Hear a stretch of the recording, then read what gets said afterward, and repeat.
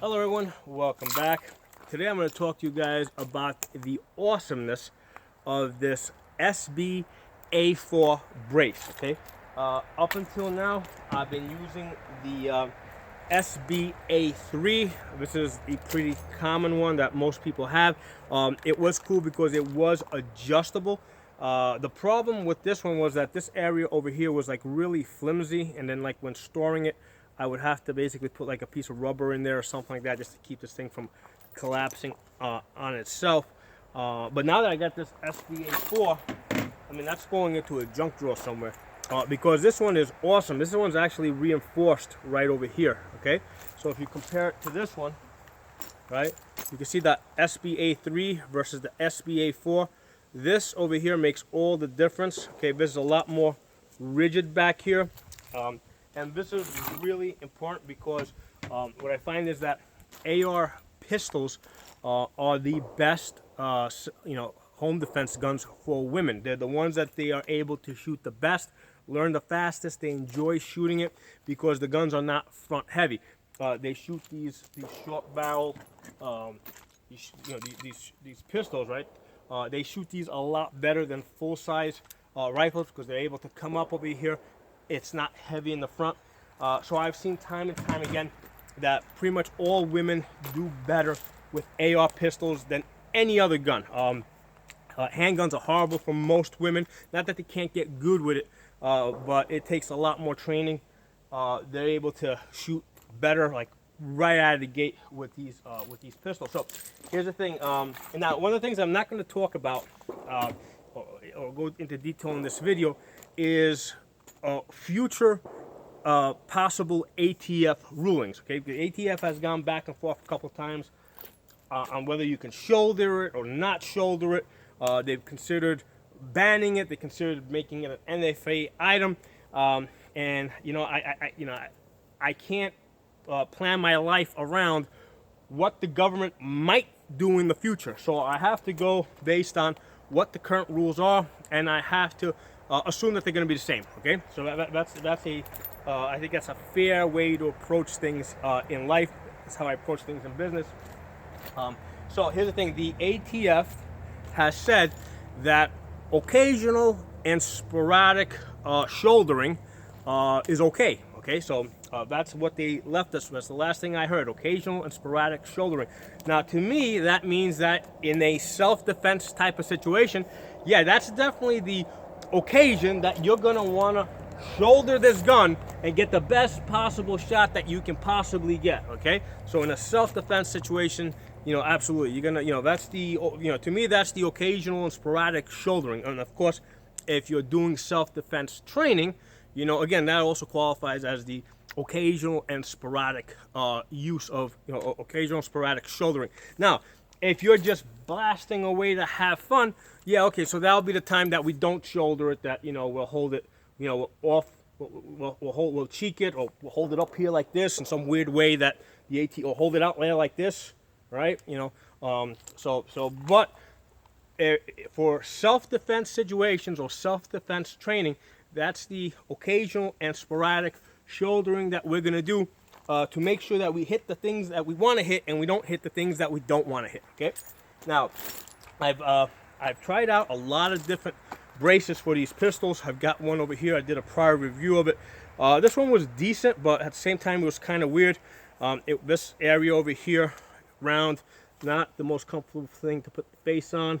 The other thing is changing the length on this, right?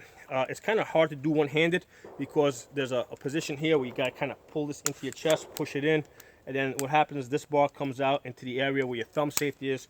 So this was okay, but I really didn't like it that much. My complaint with the SBA3 was that this was too weak, and it would collapse, and and basically it would become almost unusable. But this one here, the SBA4, fixes all of those problems. I really like it. So this is basically, this fits onto a mil-spec buffer tube. The cool thing about SBA4, this company over here, well, SB Tactical is the name of the company.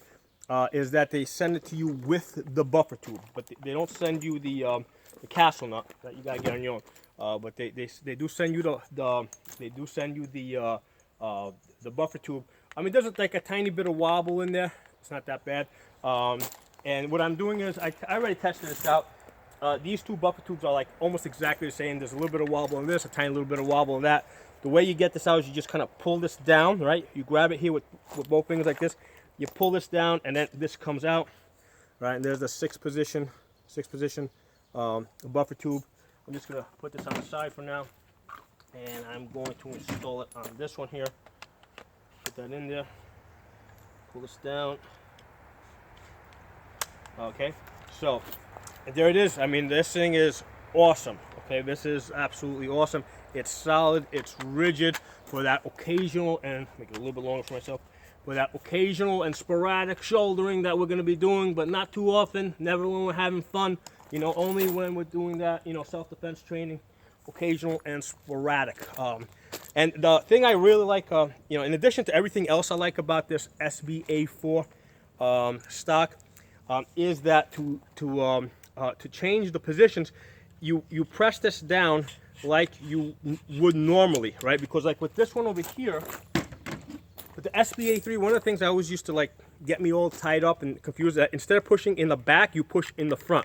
So this one is normal, like all my other AR stocks, you press in the back, whereas with this one you push in the front, right? So you go to the front. So sometimes I would just out of habit, and I wanted to adjust this, my hand would go to the rear here, and that wasn't working, so I had to get back to the front over here.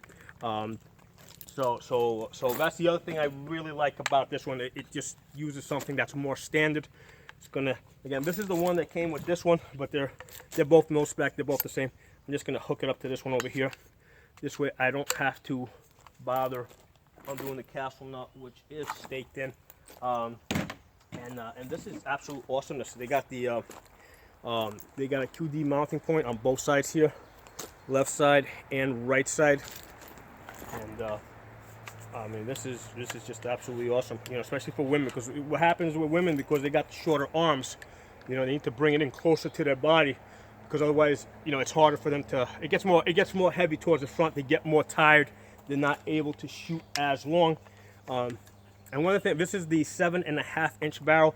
Now, usually I'll tell most women to get, unless they're really tiny, I'll tell them to go with the 10-inch. The reason why I have this device here is because I did notice that sometimes when women were grabbing this, or guys, if I put a guy on this, their hand was going a little bit too close to the front of the gun, and I was afraid that they were going to slip their hand at some point and put it in front of the muzzle. So basically I extended this over here to, you know, make it harder for people to put their hands in front of the gun. It gives me a little bit more time to react when I'm training people. The other thing is I added this three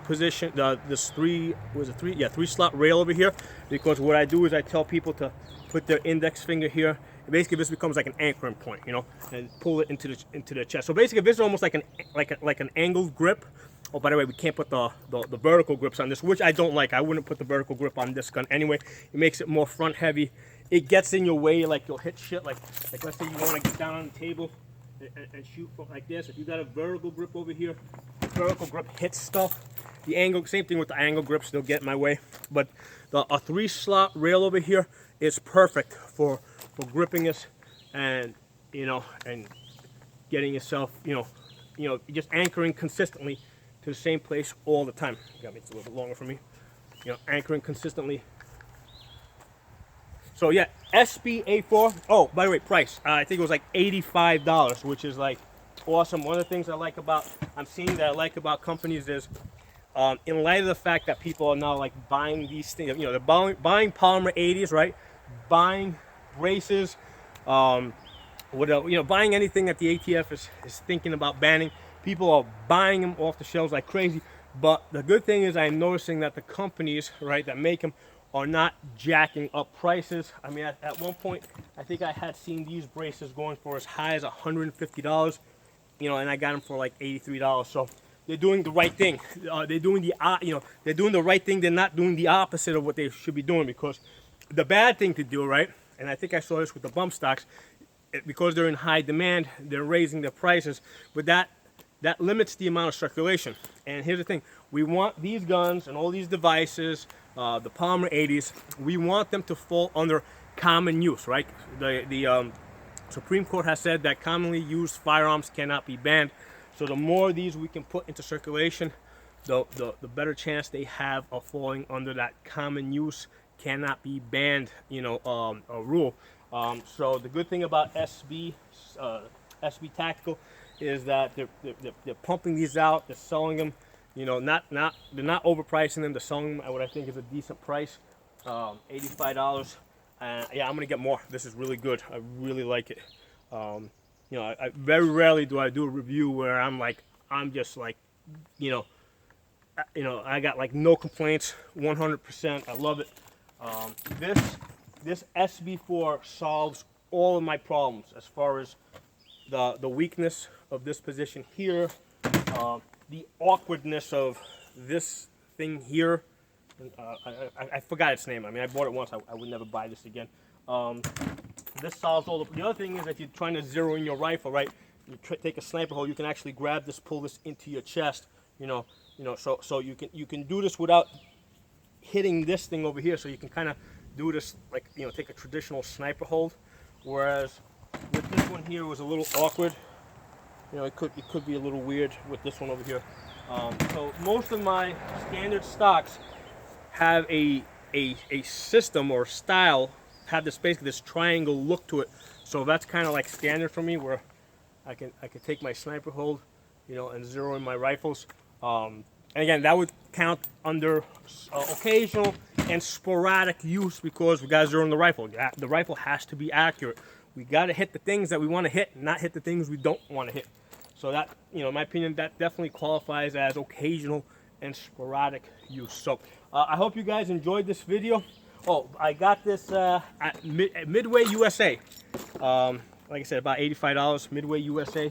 And fast shipping, I think I got it within like 2 or 3 days.